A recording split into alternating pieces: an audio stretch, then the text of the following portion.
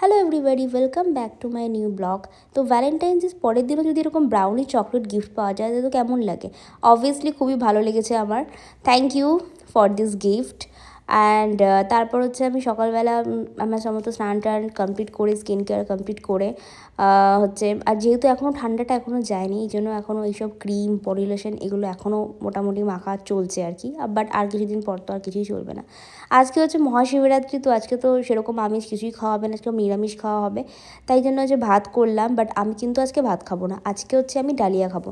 তো সমস্ত ভেজিটেবলসগুলো হচ্ছে আমি কাট করে নিয়েছিলাম, আর এর সাথে হচ্ছে আমি ডালিয়া একসাথে মিক্সড করে আমি প্রেশার কুকারে হচ্ছে আমি রান্না করেছিলাম। বাট খুবই ভালো হয়েছিল, খুব টেস্টি হয়েছিল খেতে।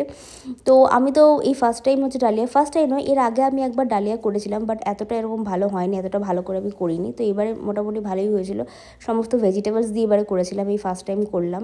এর আগে আমি নর্মালভাবেই করেছিলাম, আর কিছুটা দেখতে না এরকম হয়েছিল, বেশ ভালো টেস্টি এরকম লাগছিল। আর এদিকে হচ্ছে আমি যে জামা কাপড়গুলো আমি কাচতে দিয়েছিলাম এগুলো সব কমপ্লিট হয়ে গেছে, তাই আমি মেলতে দিয়েছিলাম আর কি। তো ব্লগটা আমি এখানেই শেষ করছি, দেখা হচ্ছে নেক্সট ব্লগে। চলো আজকে বাই।